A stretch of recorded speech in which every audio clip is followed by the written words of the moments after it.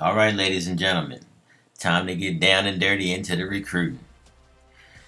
My name is Mad Scientist, EA Sports Game Changer, and owner of HardcoreGamers.com. Just looking at some of the features in Dynasty mode. Going to create a playbook. We'll just mess around for a second. Normally it takes hours upon hours to create a playbook. So just showing you some of the ins and outs right now. Looking at different playbooks, and I see that you can't choose the playbooks that are at the bottom or at the end of the list, like run balance, pass balance, all those type. They're just all associated with teams. So I don't know if that's always the case. I don't know, but just looking at a couple things right now. Different formations, wing bone. I haven't used that a lot, or flex bone. I'm not sure how well they work this year. I do know that the team focused on the options, so the read option and things like that. So those are going to be running probably pretty good. I'm not sure how much they looked into the flex bone and things like that, but I know they looked at everything that was associated with the option. So screen plays, anything like that that's a complement to the option, they took a look at and revamped. So brace yourself for the year of the option. So I'm just looking right now, custom playbook. One of the great things about Dynasty the last couple of years, it's always been cool because you can take your playbook and you can use it offline, you can use it online, you can use it in your dynasties. Every mode you can use it in, which you couldn't really say that for Madden. So anyway, so we're starting the season. Let's go. Let's go. Once again, I'm not going to play any games. You've seen games, you've seen gameplay. The heart of this series is how do you recruit. So this is the first season. We're going to learn from this season and we're going to be better. And it's going to take a couple seasons to kind of get operating at maximum efficiency. So what you want to do is you want to run 5 or 10 of these before your season starts. If you're running in a dynasty, or even if you're doing an offline dynasty, just to kind of get a feel of what you can do, what you need to do. And like I said, the biggest thing is figuring out my Kenny Rogers recruitment strategy. You got to know when to hold up, know when to fold up, know when to walk away, and know when to run. So you got to know when you're out of range and it's time to stop reaching for a recruit and focus on somebody else. So a lot of that depends on who you're in a battle with. You know, I generally like to say that I can whip butt when it comes to going against a CPU team. If it's me and the CPU team, I'm good. But if I got to go against another human, that changes the dynamics of recruiting. So yeah, so when you're looking at, going against a human, it's a whole different dynamic. So anyway, shifting gears, we're looking at the new power recruiting, where you can go up and down your list of recruits and determine how many points you want before you actually do anything. So I like that. So nothing happens until you advance to the next week.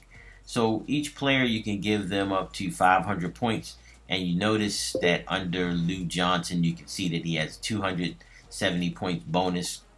So that's the result of his automatic pitches. So you don't have to go call him and talk to him. He's going to give you the highest value possible every week. At least the game is going to do that, which is cool. So it saves you some time calling people. Back in the day, you had to look at the smiley football and all of that stuff. Now you just get the points automatically. So it saves you some time. And you don't have to go through the routine of doing it over and over again. So right now I'm just looking at each player on my board. I only have 13 so far. Just messing around with the points. Now, once you're on a particular recruit, you can take your right stick and flick it to the right. Oh, he has not expressed interest. Okay. Alright. Well, that's cool. That just means that he's not ready to visit the campus yet. That's fine. So if you flick your right stick to the right, it'll go for the max point amount, so you don't have to scroll all the way over every time from 0 to 500. You just flick your stick to the right, and it'll give you 500, and you can flip it to the left, and it'll take you back to 0, which is pretty cool. So I'm looking at the projected lock cutoff, because at some point the lock is going to be in effect, and if you don't make it over top of the lock, then you're done. It's a done deal unless you have the coach skill that'll unlock that and let you get back in. So if you're a real big recruiter and recruiting is important to you, that's one of the coach skills that you want to make sure you unlock, so you can do that. So I'm looking at Brandon. Of course, I'm at the top. I have a lead of 145 points. That's pretty good. I'm getting 350 bonus. That's pretty good. So if I scout this player, I get up to 10% for 50 points. So that's going to take 50 points out of my total. So I did that, found out how fast Mike Brown is. 93 speed, love it. 92 jump, that's great. Already want this guy. I really don't have to scout him anymore. I mean, you know, because I like speed. So anyway, we're going to put max on Mike Brown because he's the type of player that we want. We want fast cornerbacks. We want fast everybody. I just love speed. But anyway, also want tall cornerbacks. I want tall wide receivers. I want a couple possession wide receivers. So all the scouting is taking 50 points. And to offer a scholarship, that takes 50 points too. So it's all eating into your 500,000 point total. You know, that's cool. So I apologize if I scroll up and down a lot and get you disoriented, because I kind of look at recruiting in a helter-skelter type of way. Like, I'm just up and down. I look at something, I go back. I look at it again, I go back. So apologize in advance. So I'm scouting this Marcus Harrell. He's got A speed, so that's pretty cool. And, you know, he's got a letter grade of A, so that could mean he could be 99 or he could be 89. So that just gives you a good range. But I think he's going to be pretty good. He's fast, so I kind of like that. So I'm going to give him 500. I am worried, though, that he's so far under the projected cutoff line. So we'll see. Scouting this other cornerback, John Casey, 59 OVR. Not too good. Not too good, but, you know, scouting might bring that up a little bit. So I'm not bad with most of these guys because I picked most of them from the top, you know, top team, top 3, top 5, something like that.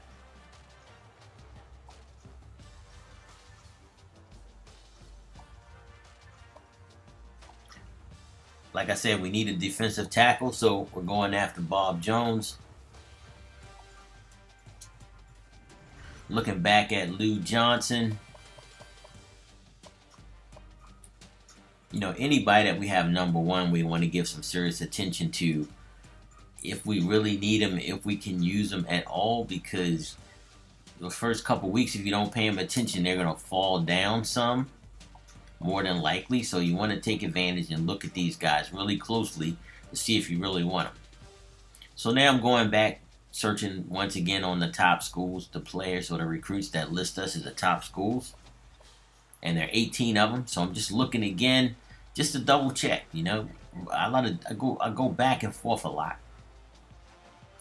This guy, you know, I'm not really interested in a slow quarterback. He's got D speed. This dude is slow. But he's got B throwing power, B throwing accuracy, and he's got us number 1. And he's 6'6". He's 6'5". So we got to look at that. Got to look at that, because you never know who you will recruit or who you will be able to recruit, and you may have to change your scheme. So it's hard to get rid of just to let this guy go. So he's at the top of our board. We're going to take him if we can get him. All right, stay tuned for episode 6. Thank you so much for watching. Subscribe, like, share with your friends. See you with the next one coming up. Peace.